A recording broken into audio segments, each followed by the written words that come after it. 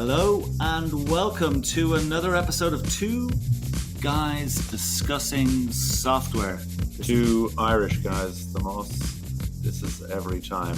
Every time, two Irish guys. Thank you, Brendan. This is episode 14. We're going to talk about hostage negotiations today. Very exciting. Oh my God. And here we are sitting in the same room. First time in 3 months. We are socially distant. Yeah, I know nobody can see us, but we're far enough away. Do you know where we should be this week? Denver. Yeah? Denver, Colorado. Yeah. It's such a shame. At ProcureCon. At ProcureCon, we should be there. We should be meeting all of the people in the procurement industry who are very used to being held hostage, which will hopefully have an excellent guest, actually. Yeah. Bruce Willis? No, not Bruce. No, hostage we got negotiation. Well, he's the real life version of Bruce Willis from the United Kingdom. Chris White. Super. We met him in Frankfurt at the ProcureCon conference in Frankfurt last year. You may remember he did a cracking job. Did a role play scenario of what it was like to be kidnapped.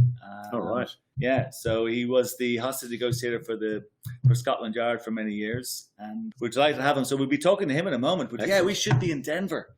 Time last year we were there was very nice. The Mile High City. You were in the Mile High Club, I think. For the first time, I was. That went down well. Yeah, that was just a joke, but just in case my wife is listening. Yeah, you were comparing, I think.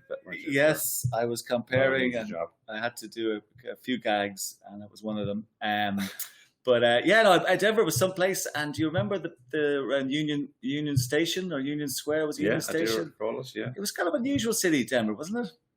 Yeah, lovely. It didn't strike me as a very American. It wasn't your typical US city. It kind of had public transport, free public transport. It had trams running down the middle of the street. Tram buses running down the middle of the street. It had a real kind of European feel to it. Kind of, you'd like to be back there now.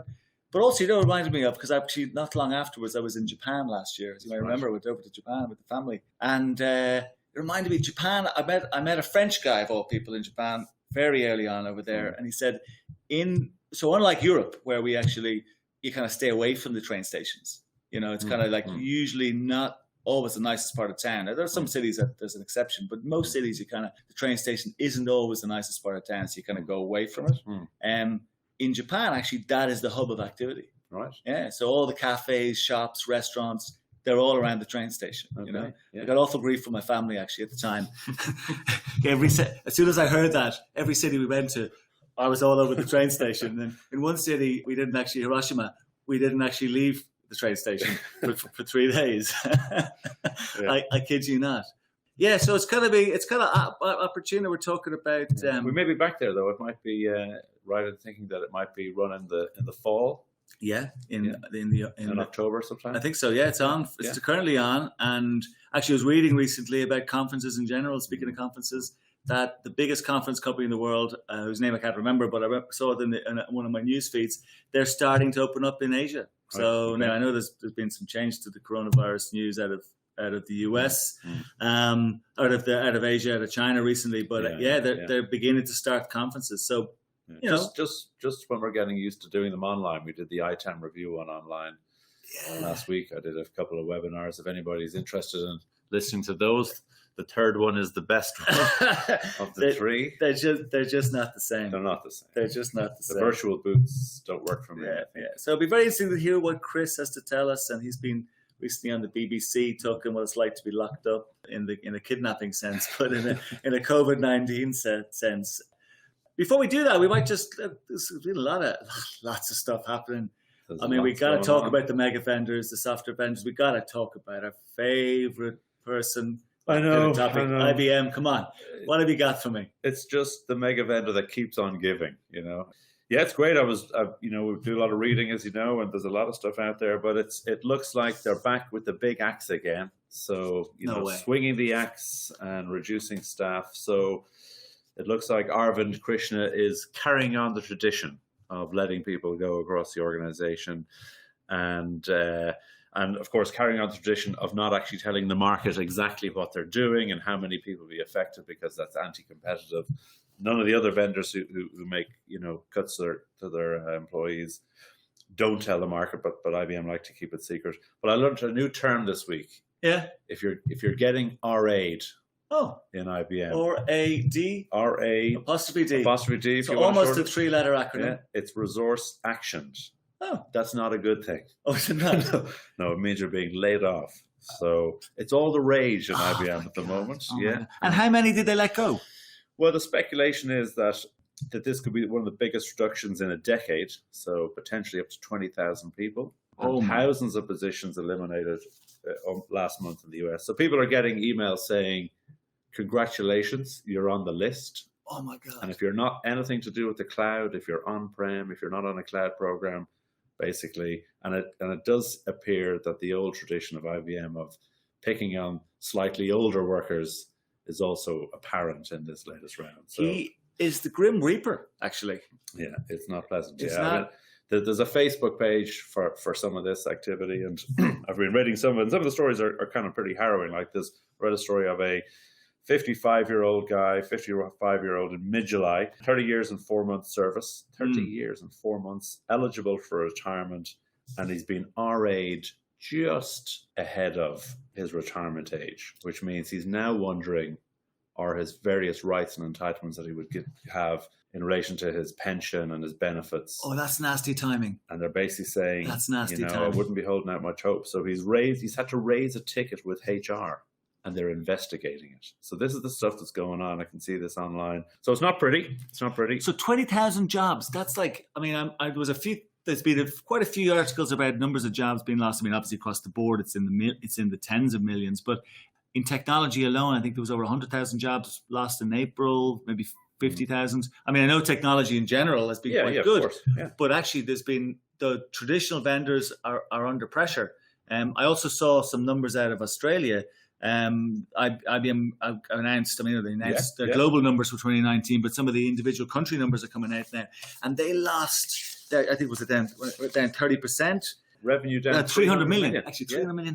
But actually, what was really interesting about those numbers, they had their cloud and cognitive software numbers, which is basically their software revenue, okay? Mm-hmm. When everybody else is growing and industry is growing, in 2019, that was down 14% in Australia.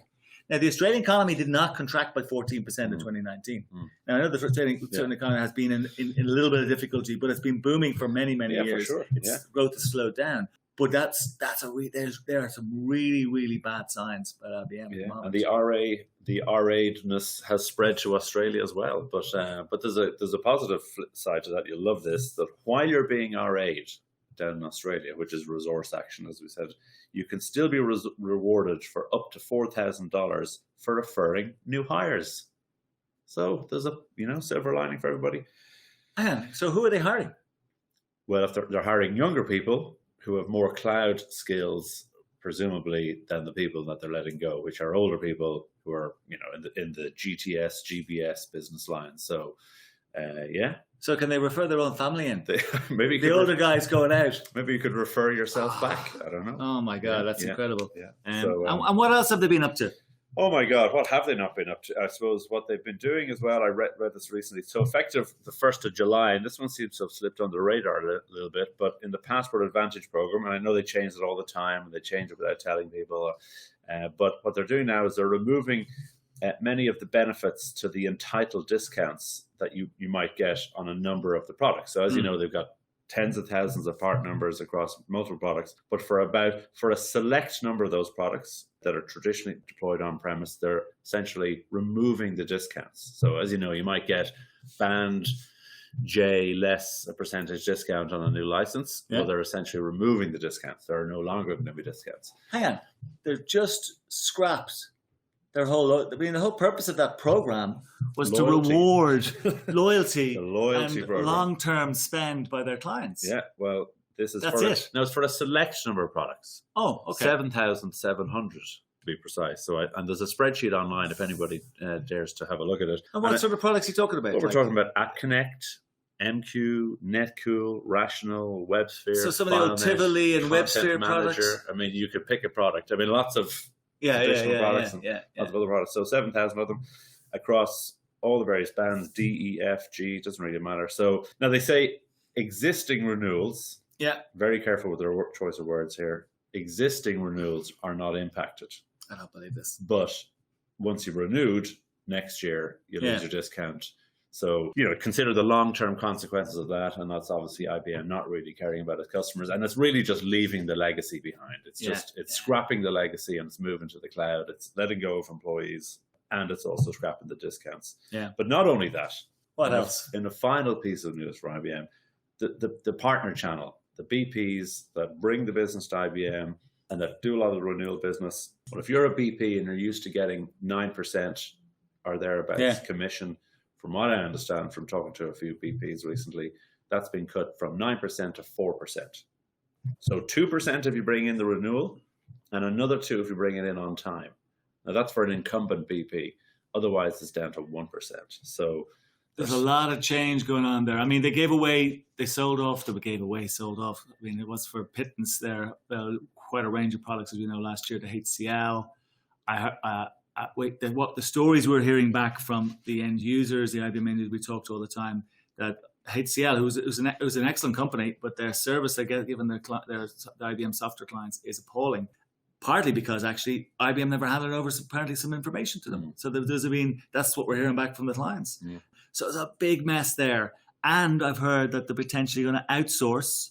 Rumor on the street is they're going to outsource their PMR, their troubleshooting part of their help desk software for all the products, not just for the products that obviously they've sold off products, but they still have a relationship already, which we know around Infomix. But for all the products now, they're going to outsource the PMR management for the tickets. So that's interesting. To HCL. Right. Yeah. Okay. So if you're an IBM customer, you got some challenges there. I mean, I think legacy is catching up with everybody. I mean, I saw recently, just to get off the point of IBM, we got to talk about we struggle to find some bad news about Microsoft, but there's not, this isn't necessarily bad news, but it's about the past catching up with you. And this is part of the problem IBM have. Their past is catching up with them. They didn't look after their clients. They didn't invest in areas where they should have invested. And they've been kind of, we'll talk to Chris about this, holding their clients hostage and relying on that mentality to actually continue to get revenue. And that ultimately fails. Microsoft, for example, had a legacy of massive distaste for Linux. You may remember in 2001, Steve Ballmer was all over the news, did an interview where he called Linux the cancer. Malignant cancer. I mean, what a term to use about anything, to be honest with you, but that's what he called it. I mean, it was a crazy thing to say at the time. But now they've actually just brought in a piece of open source code to do, what is it described as? It is, if I get this correct, it's an open source package manager for Windows. It's actually an open source piece of code. Apparently the guy who wrote it, a guy called Keyvan Beagle, he was actually not pretty upset about it because it's open source software, but he didn't get any recognition for it. All right. So you got this kind of legacy stuff given out about things that should have actually, things that in the past catching up with you. And that's exactly what's happened with IBM. Fortunately, Microsoft have managed to move into the cloud far more successfully. Yeah. I mean, far more successfully than Oracle, for example. I mean, I think another one who's been a disaster. Yeah, I think we talked about in our last podcast, Microsoft's revenue was up 35 billion, so up 30 billion quarter on quarter. Oracle had announced their revenue for Q4 yesterday, and it's 10.44 billion. So down 6% year on year. So Microsoft revenue increasing quarter on quarter on their last announcement by 5 billion. Wow. Oracle down 6% year on year. Is that across the board? Well, no. I mean, it's looking at what the analyst, reading what the analysts say, they say, look, it's against a backdrop of highly supportive software spend in the environment. So if you look at Amazon, if you look at Microsoft, so they're bucking the trend. The other vendors are doing far better.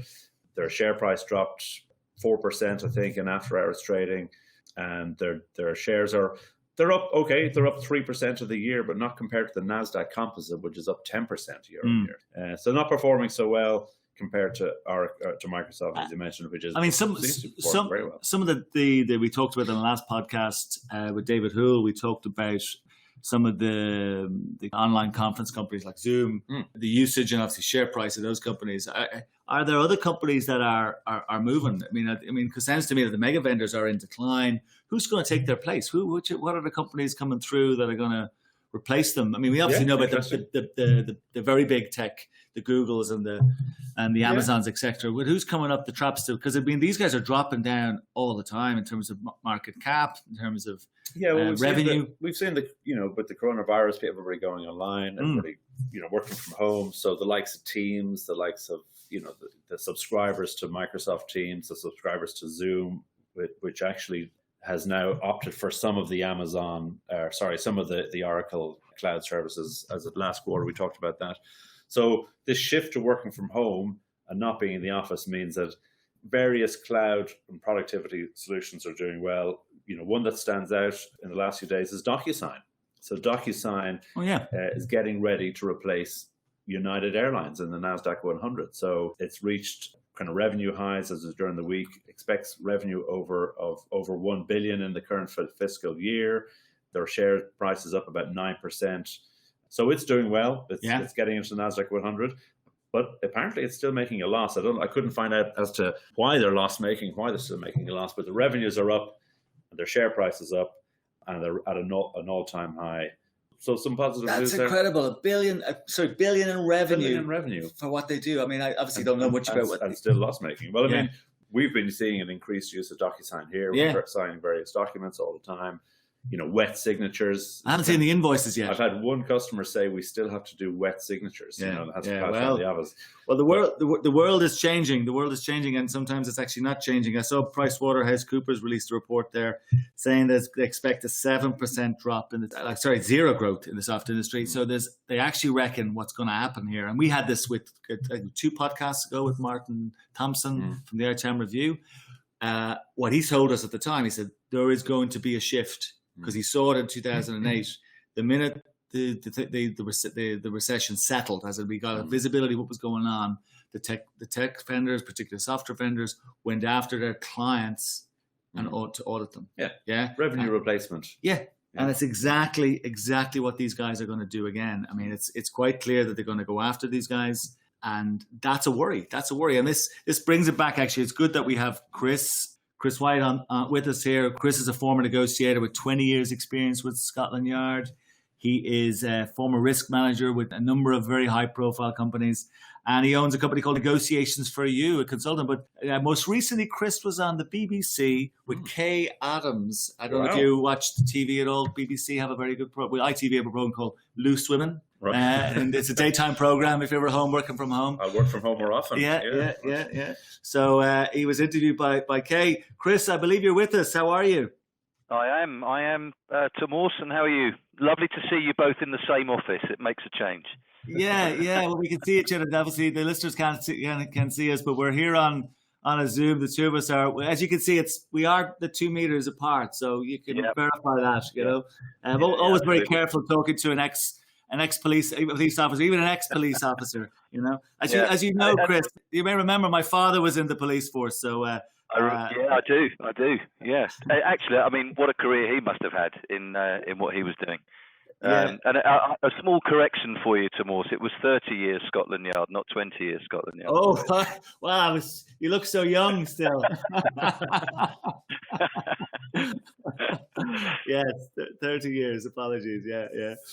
So you've been listening to the conversation, Chris. We've been talking. We talk a lot about this on this program. One of the topics that comes up quite a lot on our podcast is the whole area of software audits. It has traditionally been quite a significant source of income for the software vendors. And as you can imagine, that really is the sort of thing that is, it sounds to me as a layman, you've dealt in situations where, I mean, how often does the perpetrator of the hostage, the kidnapping, how often do they come out looking well? They don't really, do they? Well, it's an interesting. I mean, I'm sure probably people listening must be thinking, what on earth has hostage negotiation got to do with a conversation, a chat between 2 Irish people around software and mega vendors and all that kind of stuff? And because most people, when they hear the word hostage negotiation, they make that leap to the Hollywood movie. And that's part of it. That's part of it. Headsets and all very secret and covert, and that is one small part. But in actual fact, there are so many crossovers with what I do, still do, and did with my partner, and relatively few other people globally. I mean, to answer your question, the truth is the vast majority actually come out well, but you have to be very careful with the word well, because that's it's a subjective thing. I mean, with any hostage-taking situation, it's obviously going to be a highly traumatic experience for not just the hostage, but for families and loved ones and lots of other people. I would say that the vast majority of those people come out well. To your point about, well, relatively, it's going to be traumatic. There's going to be psychological difficulty and sometimes some physical difficulty. But generally speaking, come out and go home, which in the context of what we're looking for, is where everybody wants to get to. To your point about the hostage taker, well, it very much depends on what the motivations were. I mean, clearly, hostage taking is a crime. Sometimes it's kidnap for ransom, which is far more common across the world than lots of people might think. Fortunately for businesses and traveling business people, the probabilities are fairly low because we build in good systems and processes. Terrorism, for example, is a very different motivation where money may not be the solver of the problem because it's ideologically led. In this day and age, we talk about you're in the technology business. Technology is open to kidnappers and terrorists and extortionists just the way it is to you at Origina and me with negotiation for you. So that's a small question with a very, very big answer. Obviously, some kidnappers are arrested, quite rightly. Others are never traced because you're dealing with them sometimes. I mean, the last response that I personally did, I was dealing directly with kidnappers and they're on another continent. All right. And quite often as well, the orchestrators of a kidnapping or hostage-taking situation, because there can be a difference between those two things, they can be in different places. The capabilities of these people is significant. The kidnappers may not be co-located with hostages, for example, to spread the risk.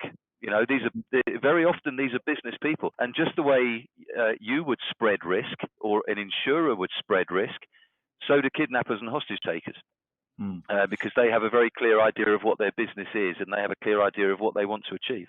Yeah, it's probably a bit unfair, really, then to compare the mega vendors to the sort of hostage taking that we're talking about in your previous line of work for 30 years, because clearly what they're doing is not a crime. So to those people, from time to time, though, it does feel like some sort of capture situation. That's how it's being felt. Quite a different one, because at the end of the day, those people who feel captured only work in the business and they're able to get up and walk away. In the situations you dealt with, clearly the stress levels and the realities of those is far, far more serious. There's no getting up and walking away from this. I mean, you must have learned many lessons from this. And, what are the sort of lessons that you reckon, in the context of what we're talking about, it is a much, much milder version of a hostage taking than you've been involved in. But I would imagine there's some of the same lessons could be applied. Oh, without a doubt. No question in our mind at all. Yes, you could be right. I mean, we're not talking in business necessarily, I hope anyway, sort of consequences of life-threatening situations.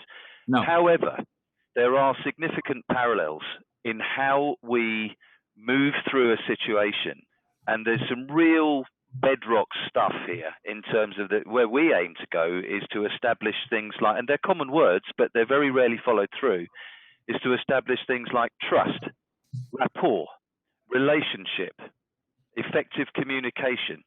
And very, very often, and this was the focus of a lot of the media work I've just done, and all right, that was talking about lockdown and people felt hostage there too, and I'll expand on that word in a second. But we invest a huge amount of effort in establishing trust, rapport, relationship. And how do we do that? We do that through a process of really, really listening. And this is the key one, empathy.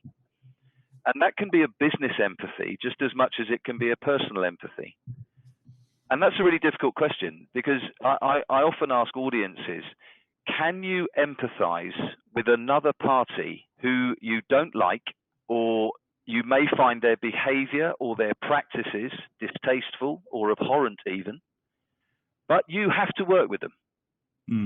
And you have to deal with them. And you have to deal with them in order to get to a point which, even temporarily, is equitable. Now, is it possible to empathize with those people? I would strongly contend that it is. I've had to empathise or gain some empathy with some pretty distasteful behaviour people, as you can well imagine, both organisationally and at a personal level. So in order to achieve that empathy, we have to work very hard. You will never influence somebody unless you have a power of sanction. And maybe to your point about mega vendors, I have a phrase that says, when your only tool is a hammer, you view every problem as a nail. Very true. And that happens in domestic situations, it happens in hostage situations, and it happens in business. If there's only one approach to an issue, then that's the approach that will be used. So we seek to have a much fuller toolbox, if you will. We don't want to use the hammer. Sometimes you have to, but you won't influence and persuade anybody unless you have trust, unless you have empathy both ways, and unless you have a rapport. And what people, sorry, Thomas, you were going to say something. No, I wonder, would it surprise you that in the industry where we work, in the industry we're in, that in many cases, our prospects and clients tell us, and what we see regularly in the market, that the mega vendors lack trust. Or there's definitely a lack of trust between the client and the mega vendor. There's certainly a lack of rapport, and relationship is broken down because, as we talked about earlier, the number of people they've let go, the people who had those relationships, they're no longer there. And when an organization is only interested in cutting costs, it forgets about the customer. Their effective communication and their listening skills are probably as low as they've ever been. It might surprise you to know they're the sort of things we actually hear all the time. Yeah. Does that surprise you? No, it doesn't surprise me one jot. It's something when I go into businesses and talk about more effective business communications. It's bizarre to me sometimes, because when you look at this in the round, we are all the two of you guys sitting there, anybody else that we work with on a daily basis, well educated, generally fairly emotionally mature, pretty solid, people who have ambitions and they're able to work through life. We all have our problems, of course, but you would say that the majority of people we meet, are they good communicators? Yeah. Are they good listeners? I ask an audience, who thinks they're a good listener? And, generally speaking, 50% will put their hands up. The other 50% are a bit nervy. And then I'll say, do you think you could be a better listener? And of course, everybody puts their hands up. The truth of the matter is, generally speaking, people are very poor at listening. There's a phenomenon called autobiographical listening, and you will know these people when you speak to them. You may even work with some. They may be in your family. That when you're talking to somebody, that they are only waiting to say their piece. Right? Yeah. They're not, and you've probably done it, and I've done it, but they're just waiting. So they're not listening at all. It's kind of a white noise until they can step in and give you their version of event. I call it the black cat syndrome. If you've got a black cat, they've got one that's blacker. If you've got a white cat, they've got one that's even whiter. You went on holiday, they want to tell you about their holiday, and they're not listening to you at all. And what they're doing is, and this is really key, and it talks to the mega vendor, the client. What they're doing is imposing their agenda upon you, and they are going right to a solution. They might not know whether that solution is appropriate to the requirement because they haven't taken the time to find out what the requirement is. Yeah. In a hostage situation, domestic situation, and I have to say, broadly speaking, very broadly speaking, I know this can be controversial waters I'm about to step into, but broadly speaking, at a personal level, women are better than men at this. Generally go to empathy and listening a little bit more readily. Why? Because men generally, and this is a bit of a Venn diagram. I'm not saying there's a binary line here, but businesses and men in domestic situations and professional situations like to leap to a solution. I know, I would venture, if I went for a beer with you two guys and I had a problem, I can almost bet that I'll get two solutions to my problem fairly quickly. Yeah, pretty guaranteed. There'll be good ones, so they'll be good too. I'm sure they would. Let you finish telling us what the problem was. We'd have the solution before you got there. So. Yes, exactly. Yeah. So I know that I'll get, Morse might say, well, what you want to do is, and then someone else will come in and say, well, no, don't listen to that. What you want to do is. And then Michael will come in and say, no, forget both of those. What you want to. Now, what you're giving me, of course, is your solution to the problem as you see it. Yeah. Now, with negotiation, whether it's hostage or business, we want to be able to really understand what the requirement is. So you say to me, that sounds like a nasty problem. I don't know what that feels like. I had a similar problem and it was awful. Yeah. Now we are communicating because I am getting the sense that you are actually trying to listen to me and empathize with me. And it doesn't happen. It doesn't happen in business, and I can almost guarantee it doesn't happen with your mega vendors and your clients. No. Yeah, no, and so Chris, I'm curious, right? So, with that in mind, you've got, in your situation, you've got the hostage taker, and you've got the victim, and everybody knows their role. So the victim knows, I'm being held hostage here. I'm being held to ransom. The hostage taker knows what they're doing. In the case of, let's say, a mega vendor and the client probably feels like they're a hostage. They've lost that trust, the relationship. Sometimes I don't think that the hostage taker, in this case being the mega vendor, that they realize their role. I think they think they're just doing their job. They're coming in to do the renewal, or they're coming in to negotiate a new 3-year contract. So the client knows they're the hostage, but the other person doesn't realize what their role is. They haven't realized actually they're behaving like the hostage taker. How do you then, bring them together to do what you said, build the trust, build the relationship, get the communication, and make sure each knows their role? You know what I mean? Yeah, I do. I wish I could wave a magic wand and say this, but unfortunately it doesn't work like that. But what I can say, what I would say is that there are parallels here, because when you've got that person who's a hostage, the way they feel, and I know this from hundreds of hours of debriefing people that have been exactly in that situation, and indeed their families.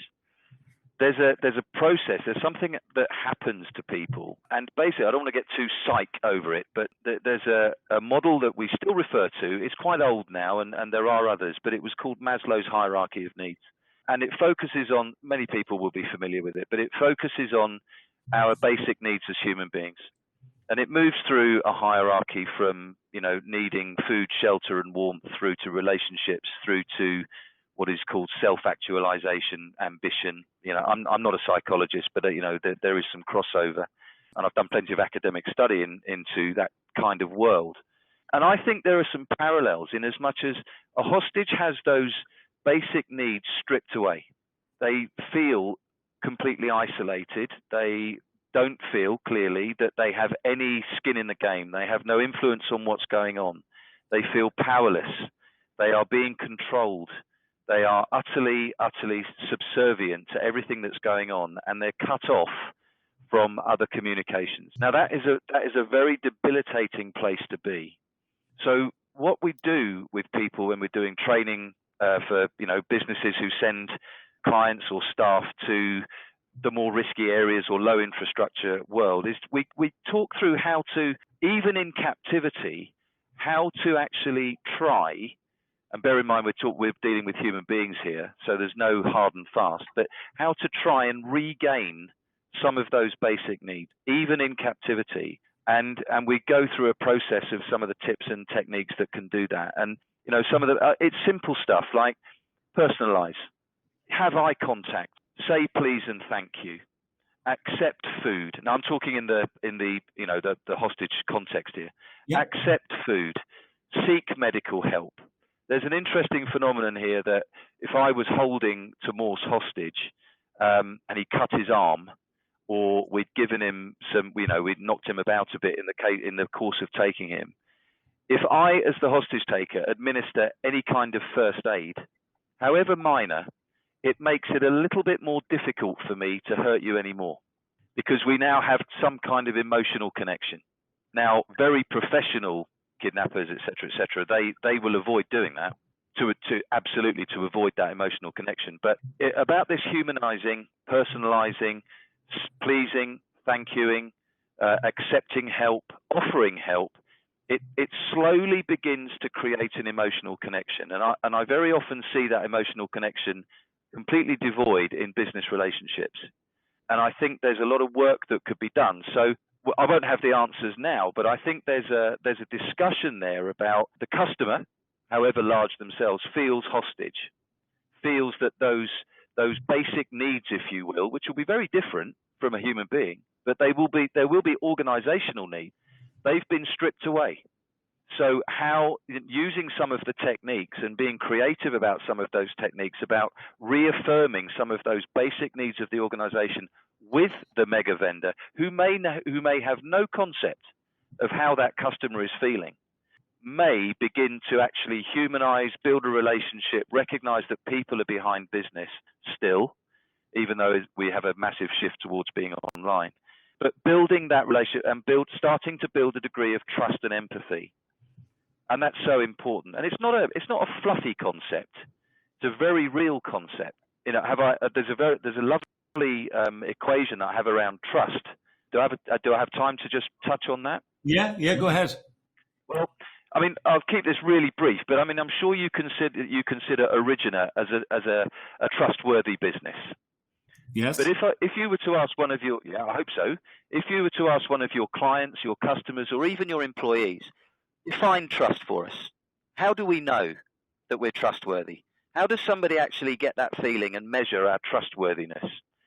Well, there's a lovely equation out there, and it's called the trust equation, and it basically looks like a division, and it's credibility plus reliability plus intimacy on the top line, and then underneath the line, the subdivider is self-orientation. And what that means is, if you are reliable, if you do what you say you're going to do on time, keep your promises, if you're credible in the eyes of the people you deal with, be they suppliers or customers, and if you are intimate, by which I mean, how do you treat things like personal information? How do you treat the private lives of your employees?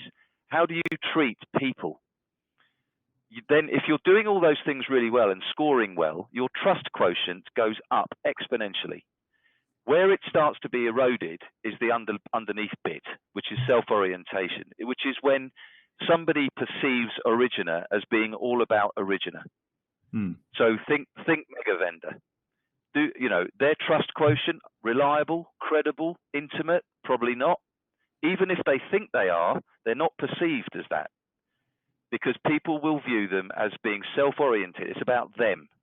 Yeah. That's why they're not trusted, because they don't work at the reliability, the credibility, and the intimacy. Yeah, there's some good tips there, Chris. And I think the one, I like your one about as well, I see a visibility of that kind of, that trust equation is important to particularly, the advice here actually you're giving is much more for the mega vendors. But actually one piece of advice you gave that was quite interesting is if the customers can find a way, you mentioned that the kidnapper, if they apply first aid to the kidnappee, they end up creating a situation where actually it's more difficult for the kidnapper then to be more challenging. Perhaps what the licensee, which is the customer in the software world, should try and get the licensor to do is provide some first aid in some shape or form. I mean, that might be in the form of assistance and help. And that's something that both parties should consider. I wonder though, I'm thinking of all of this, given your background as well, Chris, not just in negotiations in these difficult situations, your background as a risk manager in the corporate world. I mean, if you put your risk hat on and think about the risk from the mega vendor's perspective, this type of behavior, if you were sitting in a risk review session, I know perhaps the type of risk you're looking at might be slightly different, but this is very risky. And we talked about numbers earlier, and the reason we do it is to point out actually what they're doing is not helping their revenue, it's not helping their bottom line in the long term. It may well be helping it today, but longer term, what they're doing is they're eroding their value because of that self-orientation, because of that lack of trust. I mean, how would you, if you were a risk manager to the mega vendor, what would you say to them? I'd probably be setting up a pretty chunky committee that's called something like the Emerging Risks Committee, and really be drilling into some of the consequences and doing some modelling around the consequences of where those actions are leading and what the possible end results are. Because I've been part of risk committees at a corporate level, and of course, one of the things there, Tomos, is frame of reference. The risks that are viewed as risks by the mega vendor probably are extremely different, probably polarized from the risks that they see or the risks that the customer might see. So for me, that are they taking a long enough term approach to the risks that they are taking right now? Somebody somewhere must be deciding that they are. Yeah. But I would be curious as to the extent to which they are looking at emerging risks, given everything that's going on in the world, not just coronavirus, not just lockdown, but the risks of going on elsewhere in the world. Or are they looking at their risk in a very binary way and purely at bottom line over, the traditional Q1 to Q4? I don't know. I mean, it's been interesting looking at the big companies. BP are being quite vocal at the moment around their direction of travel. They're an oil company, but they're moving away from oil. Yeah. And being quite vocal about it as well. So there's an example of a massive organization demonstrating that looking at the risks in an environmental capacity and coming up with different ideas. So, I mean, it's a huge question. I certainly don't have any experience of IBM. I think, they're your pet mega vendor, I think, aren't they? Yeah, but I think what you're describing there is they need to be brave, and some of this from fear. And given the work that you do now, Chris, as negotiations for you, as I know it's the consulting business you have with your business partners, how does all of this fit into that journey? And tell us a little bit more about your business now that you've moved on from some of these, obviously the work you did with the police and more recently on the risk management side. How's that all coming together? And tell us a little bit more about that. Yeah, no, thanks, Tomos. Well, what we're doing, we've recognised quite quickly that at least for the short to medium term, but working practices have changed. And talk about being bold. I think we're being quite bold. We've moved everything online. We have a number of products that we are taking the techniques, the hints, the tips of international hostage negotiation, and we're taking them into the boardrooms and businesses and the shop floors of businesses. Productivity, I don't think, in certain sectors is the issue. The proof of concept is kind of there. People can work remotely. Some, obviously, retail businesses, it's very difficult, but people can work remotely. But what about leadership and motivation remotely? What about development remotely for managers and leaders? How do you inspire people when traditionally we've seen them in their seats from 9 till 5? The night owls of this, I could recommend a great book. It's called Why We Sleep by a guy called Matthew Walker. And it's very interesting. Our sleep patterns affect our efficiencies. Night owls have been penalized for years because the working day is 8 till 5 or something. They don't work well until 6 in the evening, until 2 in the morning. This new working practice, there's opportunities for people to be even better because of flexibility. But I wonder how much trust there will be amongst people to allow those people to work. So we have a number of products. We look at decision making, we look at leadership, we look at crisis management, effective communication, empathy, all the things, all those human areas, and we're doing them online. We're doing small bite-sized chunks of an hour or 2 hours. We do team building on a Zoom platform or something similar, where 5 people in your team can be the negotiator in a siege situation, and then we give them feedback about how they've performed. And it's safe, it's a bit of fun, but with a serious developmental message. So we're taking all this into businesses, but into businesses online, whereas previously we would go and do the traditional front loading in a room with PowerPoint presentations. We've moved it all online, and it's proving pretty popular. We did lots of webinars after our radio work, which were free because they were looking at conflicts in the home as a result of people being locked in together. So that's where we're going. Leadership development, better communication, negotiation, and mapping all the negotiation skills that we've used across into life and business. Brilliant. Yeah, and we'll put up your details on our website. That's kind. We're going through a bit of a transition because we are putting everything online. So if I just add, I mean, we do have a vehicle on Facebook at the moment, which is Negotiation for You. It's the number 4 and the words Negotiation number 4 You. So currently we're on Facebook, and we're completely revamping our website, LinkedIn profile, because we are marketing now as an online consultancy, and it's great. Brilliant. You're pivoting, and I loved your use of the words inspiring people. I think that's something we could all do with. Listen, Chris, thank you very much. It's been fantastic to talk with you. You're very welcome. Thank you. And Brendan, we're coming to the end of the show. Very sad. Yeah. I think what a guest. Very really interesting stuff. Definitely worth reading up on. And it's hard to see how somebody couldn't do without learning a little bit about the complexities of building trust, rapport, relationships. So yeah, it's fantastic stuff. And if I was ever kidnapped, actually, I think I'd like Chris to be the guy turning up outside, manager. Yeah. Brilliant. Listen, thank you very much. Thank you to you, Brendan. Thank you, Tomas. That was very enjoyable. We'll see you next time. We'll see you next time. We'll be recording again next month, in the month of July, and we'll have a very special guest. And keep safe, everybody. Yeah. Stay away from the virus. Take care. Take care.